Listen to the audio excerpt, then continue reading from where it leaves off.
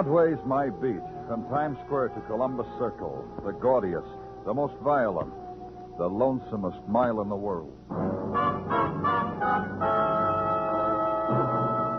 Broadway Is My Beat, with Larry Thor as Detective Danny Clover.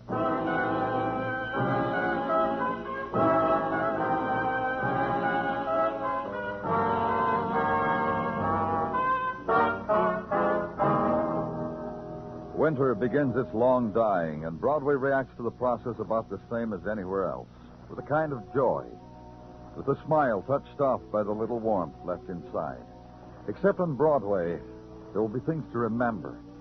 The evenings, just as nighttime drifted in, when the lights on the Translux were winter fireflies, and twinkled of how it is to be at war in February. And the coffee smells and the crowd, and the time when you delivered the runaway Pekingese back to the girl whose lips quivered when she kissed the dog. And the night's dying, and remember how it was, as seen through the prism of a cold tear. The night had died in the place where I was, and the first light diluted the shadows in the hallway, revealed these things: the carpeting rich and carved, and the intruding pattern, the blood on it. The man's blood lying on it, and the young girl in an evening gown and furs, and her sobs. Trying to find out from you, Miss Daly, is whether you knew this man, whether you've ever talked to him.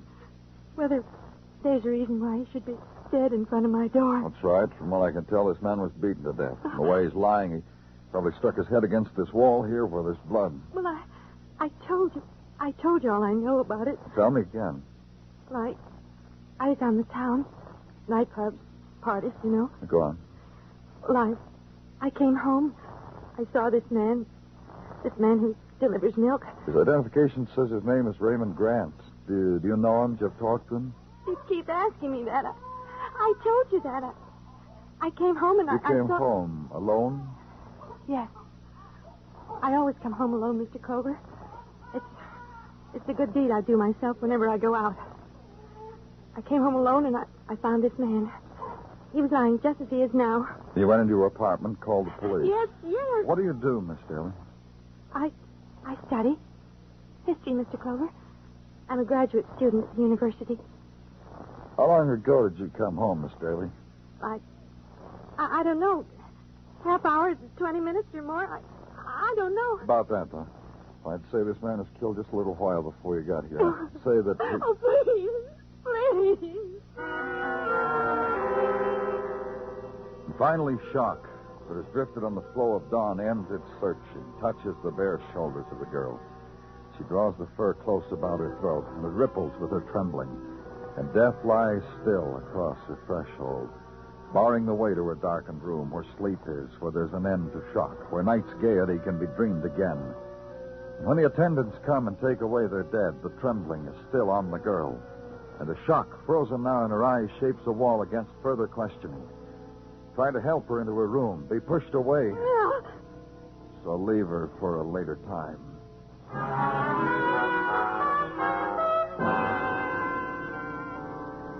And at Crane Dairies, take a man away from the roar of incoming, outgoing milk trucks, from the clatter of crates loaded, unloaded. Take him to a wallboard office slammed against the edge of the loading platform. Question him. Raymond was quite a boy, Mr. Clover. Maybe that's why he had to die like that. You have theories about the way people should die, Mr. Perry? Look, will you? Don't try to make me out I'm being a sharpie with you. When you asked me about him, it just spilled out, that's all. Maybe it wasn't the thing to say. But you knew him well, huh? No better than I know my other boys. I'm a foreman, see? So after hours, sometimes they nuzzle up to me, tell me things about themselves.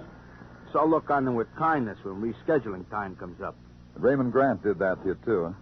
Yeah, he did.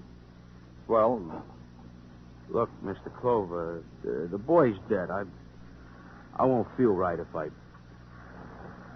just won't feel right. Well, like you said, Mr. Perry, he's dead. Dead by violence. Dead by murder. Whatever he was, we owe him his killer. Whatever he was. You'll tell me, huh? What do I know about a boy like Raymond? Comes to me after his route, shows me little notes his lady customers have left in his empties. Oh? No about it, Mr. Clover. Most of our boys get little things like that left in their empties.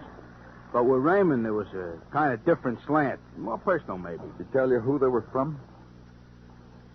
We got a kind of group loyalty here in this milk factory, Mr. Clover. Things like that a foreman don't pry into. It makes us all buddy-buddy. The kind of man you tell me Raymond was. He didn't brag a little, give you names? Look, maybe he wrote them to himself for all I know. The boys do that sometimes to equalize things among themselves. Hey, look, he has a wife, a little house on Staten Island with a lawn. What could a man ever want with... Okay with you if I go back to work now? The Staten Island address, then you can go back to work. And leave there, driving out of Lower Manhattan, Staten Island Ferry. The day is marked by a boat ride. Get out of your car to enjoy it. Watch the squat bow cut through the mid-morning mists.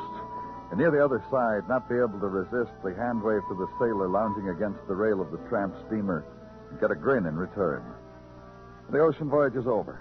So drive to the address on Staten. Find it, park the car, walk up the short path to the white frame house. Yes? The woman who opens the door is small and pale. The expression she wears had been locked there a long time ago. A face to go with the house. Only time would change it. And one day it'd fall apart. Yes? What can I do for you? Are you Mrs. Grant? Yes. Come in, please. Oh, thank you. I'm from the police, Mrs. Grant. I know. Mr. Perry called from the plant. I've been waiting for you. In here, please. You may sit down if you like. Thank you. It's about your husband. I know. Mr. Perry told you? Yes. I'm trying to find out why he was killed. Yes? So we want your cooperation. Anything you can tell us. Tell you? Well, yes, about your husband. Why somebody would want to kill him. I don't quite understand what you mean, Mr. Clover. Well, Can't see how anybody would kill Raymond because of what I could tell you about him. just tell me what you can. I guess he was a good husband. I haven't thought about whether he was or not for a long time. He had his good points and bad points. I didn't like him very much. Why? Well, you know, No, I don't. I didn't like him, that's all. One day a long time ago, we'd been married about 8 years then, I got a feeling about him that's never left me. I thought to myself one morning, here I am, a woman, and the life I lead is because of this man, this husband of mine, Raymond. Did you know anything about his friends? I guess he had some. I guess outside there the people he came in contact with, maybe they liked him. Probably did. He used to come home sometime with more money than he made. He used to say they were for favors. What kind of favors? I used to ask him that, and Raymond would tell me something that didn't make any sense at all. I'd forgotten what it was. I stopped asking him a long time ago. Everything was a long time ago, Mr. Clover.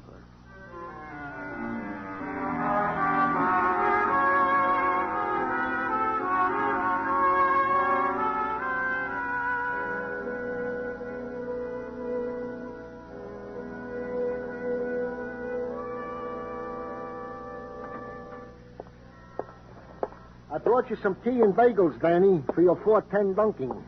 You didn't have it yet, did you? Yeah, I had, but thanks anyway. It's a strange world. I debated to myself, did Danny have or didn't he have? And I come up with this, a tea bag and a bagel gone to waste. Why don't you have them? Well, if it really makes no never mind, I think I could partake. Go on, partake. Thank you ever so kindly. It's the spot. It's the very spot.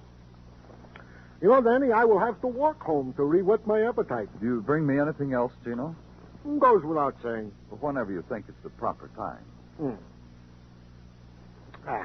Refreshed. And to work. The boys you assigned made a run down on that apartment house where the milkman was killed, Danny. What'd they get? Doors slammed in their faces by the elite.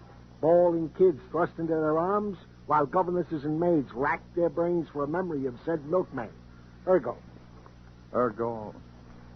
Ergo. Same as nothing. Oh. All that was known about Raymond Grant is that sometimes the milkman forgot to leave double-rich vitamin-fortified whipped cream. They checked the girl who found him, Carol Daly? Well, she was out at the time, but we have heard from her from another source. You let me in on it, too, huh? No question. The other source being herself. While you were out, she phoned in. Said she was taking a walk for herself. That's very interesting, Gino. It promises, Danny. Has all the earmarks. Her apartment being so near to headquarters, Miss Daly did inform me she was taking a walk the same. To talk to you and then some new information re a murdered milkman. She then... Danny. An accident, Gino. Someone's been hit down on the street. The coat, Danny. Don't go out without the overcoat.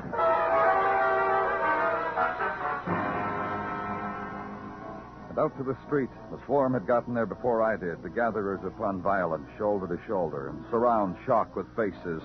Drink it in, make a memory out of it, and tell a friend with only slight embellishments. And elbow your way through and get pushed and muttered at, and finally make it. And the girl in the cylinder of street and crowd lies there outstretched. The attitude of her body of infinite grace, sprawled as if in languid acceptance of what had happened. Only her face held the recognition of the moment, frozen there.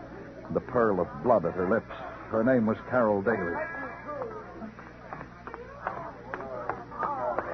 I did it. I did it. You were driving the car that hit her? Yes, I don't know what happened. I just felt the car hit something. Oh, do something for her. Help her. She's dead. I did it. I murdered. I killed. I did it. I did it.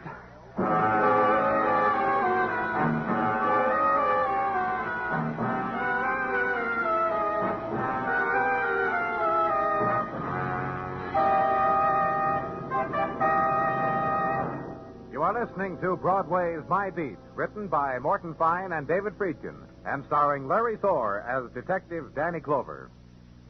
Starting tomorrow, listen for World News with Robert Trout, something new in CBS Radio Newsroom coverage. World News with Robert Trout presents as a special weekly feature an interview with a crack CBS Radio News correspondent. This correspondent flies in from his post overseas to give you his authoritative eyewitness viewpoint on latest developments. Starting tomorrow on most of these same stations, World News with Robert Trout.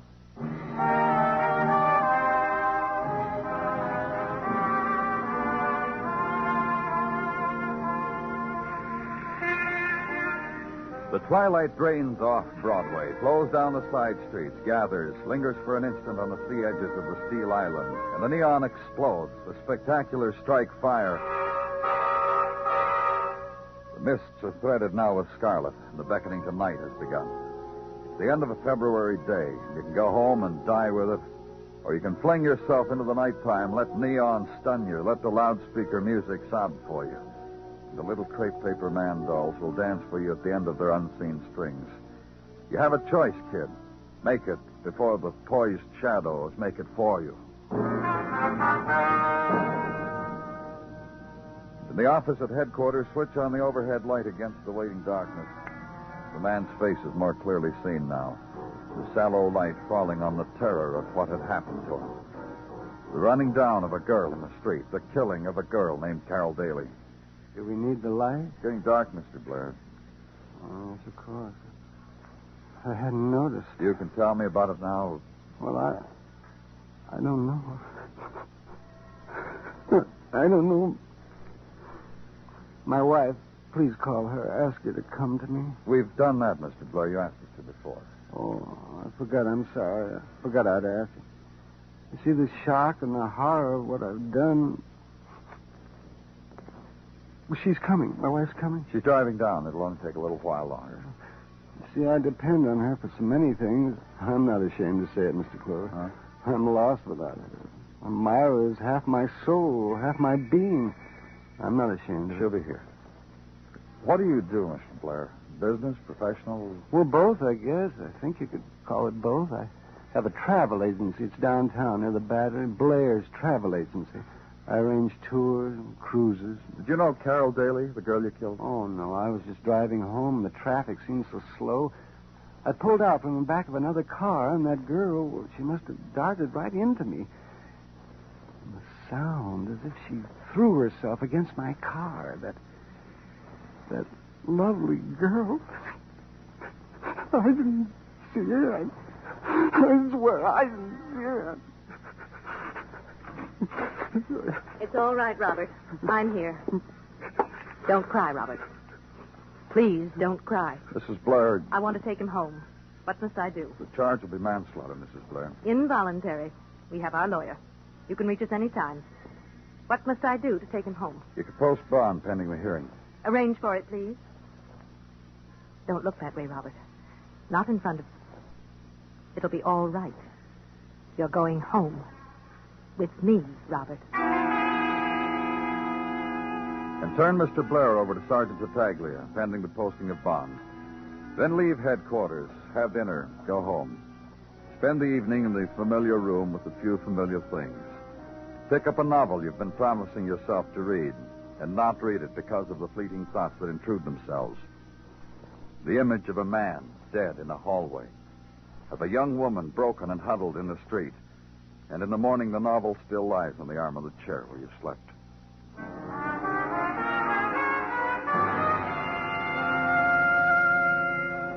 Back to headquarters now, and the phone calls and the tracing back to be done. Background wanted on Carol Daly, because Carol Daly had new information about a murder, and Carol Daly was suddenly dead. In 3 hours, get enough to satisfy you for now.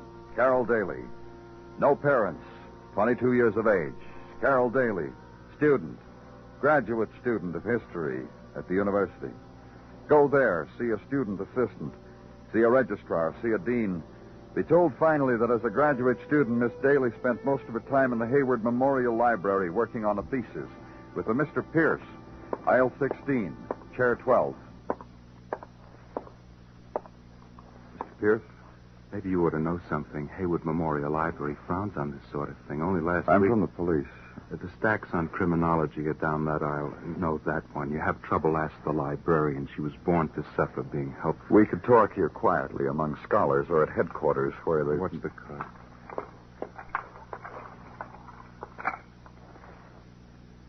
You were saying... Headquarters, Mr. Pierce. Fold a corner of that page or whatever you do not to lose your place.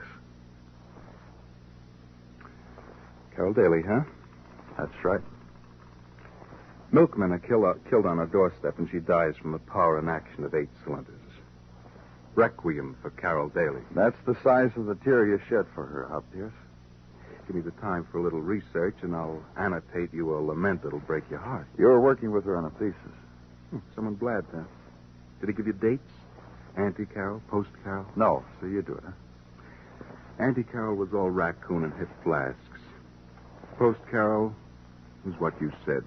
The platonic mating of scholars, postgraduate type. She worked with you, did research with you, wrote with you. That's all? You say the thing with such regret. Well, I regret it, too, because with Carol it was strictly the sticking of noses into tomes. No dates, no college proms, no quiet listening to symphonies in Carol's apartment. What you said. Just like that. That's why I was never introduced to a milkman. That's why it can't wound me too much. The girl is dead. All right, Pierce. Never leave college. Some of our boys might like to make a study of you. Hey, Let's leave something out? a footnote to our discussion. What is it? This. Try Greenwich Village, Bank Street, number 11. Try Margaret Howard. With her, Carol listened to Bop. Her and the Howard group. Hayward Memorial is sure going to miss you. Bye.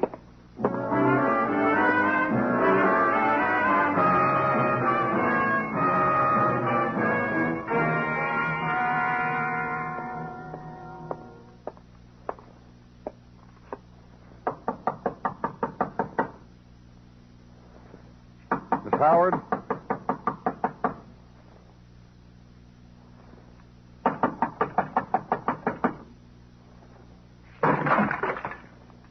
Come on, open the door. This is the police. Open it yourself, baby. Hi, baby. Your name Margaret Howard? I'm Margaret. And there on the couch, Jimmy.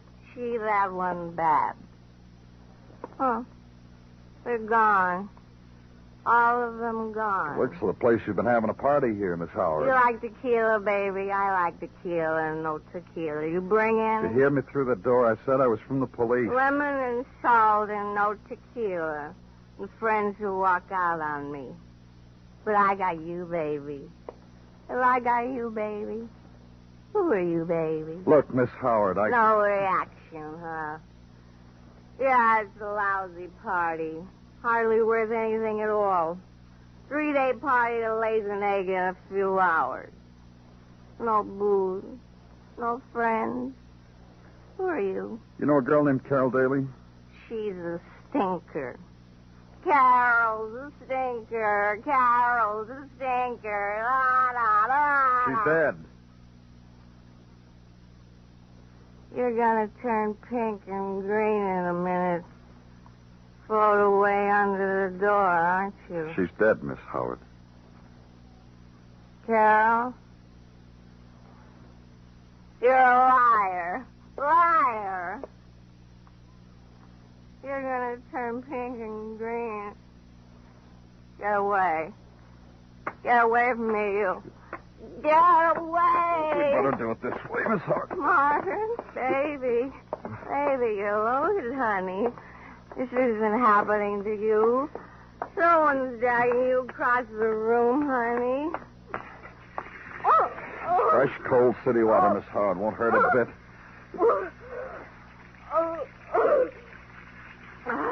Feel better? Sorry, I had to do that. I apologize, Miss Howard, but it's important. Is Carol dead? Yes. Oh. If she'd been here, it wouldn't have happened. I pleaded with her to come all night long. I pleaded with her. All night? What do you mean? I kept calling her at her apartment last night. All night long, I kept calling her and talking to her, giving her a blow-by-blow description of the mess we were making. Yeah? She should have come. It was really her party, and she didn't show up. Her party? How? Everybody was waiting to see her again, all of us who all took that tour last summer. Tour? Mr. Blair's tour to England, the student tour, one he conducted. This was a kind of a get-together. Isn't that right, mister?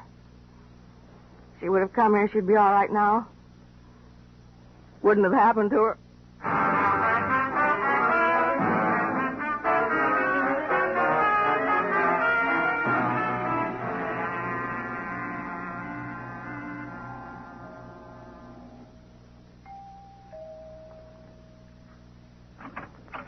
Yes?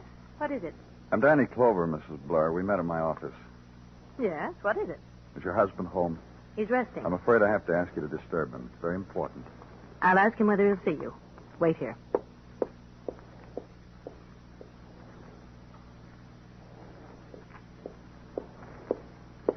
This way, please.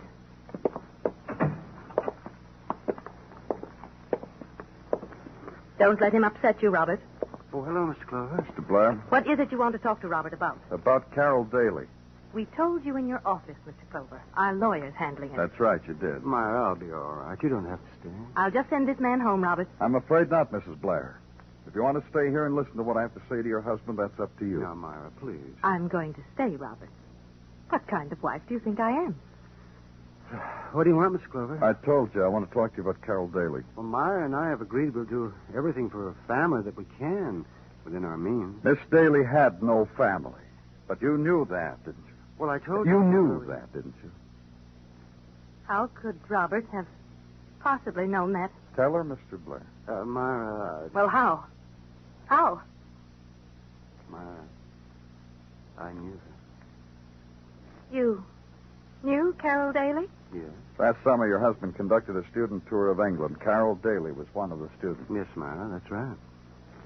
You didn't tell me that, Robert. You lied to me. I didn't lie. I just didn't tell you. You lied. Why did you do that, Robert? Oh, what difference does it make? It can't make any difference. It was a coincidence that I hit someone I knew. What about Raymond Grant, Mr. Blair? I don't know anyone by that name. Who is Raymond Grant, Robert? I just told He you. was a milkman. He was found beaten and dead. You knew this man, Robert. No. How would I know him? Tell me why my husband should know him, Mr. Clover. I think Raymond Grant was a man who had a sideline. His wife said he frequently had extra money. Sometimes I think he noticed people coming out of the wrong apartment at milk delivery time. He used this knowledge for blackmail. And Robert knew such a man? Myra, do you want to listen to me or do you want to listen to him? You lied to me once, Robert. How do I know what you're going to say? Just listen. He was found dead in front of Carol Daly's apartment, murdered. Robert. I'm talking to you, Robert. What, Myra? What? What do you want? He saw you come out of her apartment. Yes. How many times? I don't know. 1 time? Yes. 10 times? Yes. 20 times? Yes. Oh, Robert. Robert.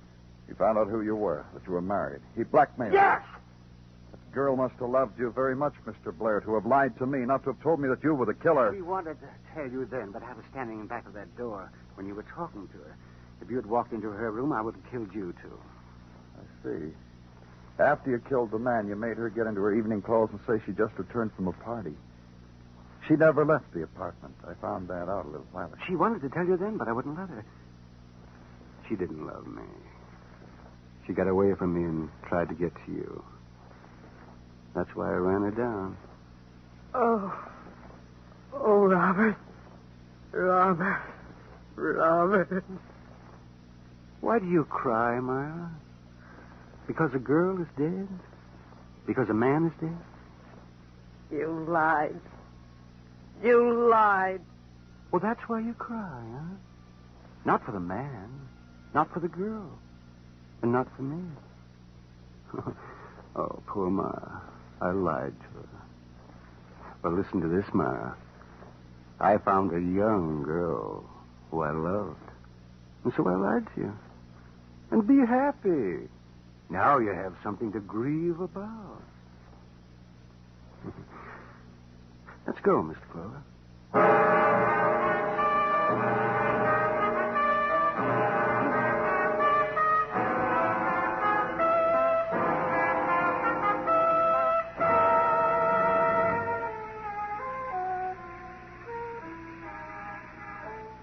Broadway plumes its lights upward into the sky, and the night bursts open.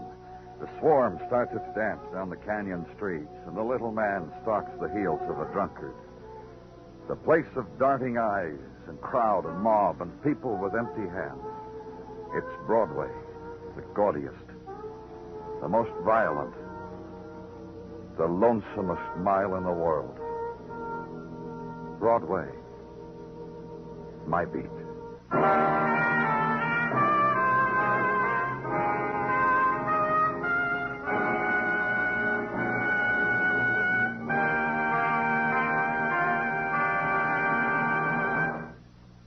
Broadway's My Beat stars Larry Thor as Detective Danny Clover, with Charles Calvert as Tartaglia and Jack Crucian as Muggavan. The program was produced and directed by Elliott Lewis, with musical score composed and conducted by Alexander Courage. In tonight's story, Paula Winslow was heard as Myra and Howard McNear as Robert Blair. Featured in the cast were Mary Lansing, Charlotte Lawrence, and Shepard Menken.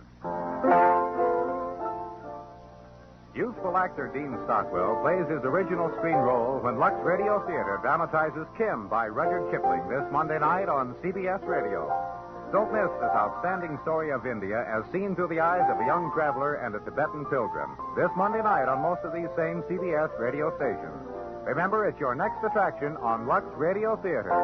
Bill Anders speaking. And remember, my friend Irma livens your Sunday evenings on the CBS Radio Network.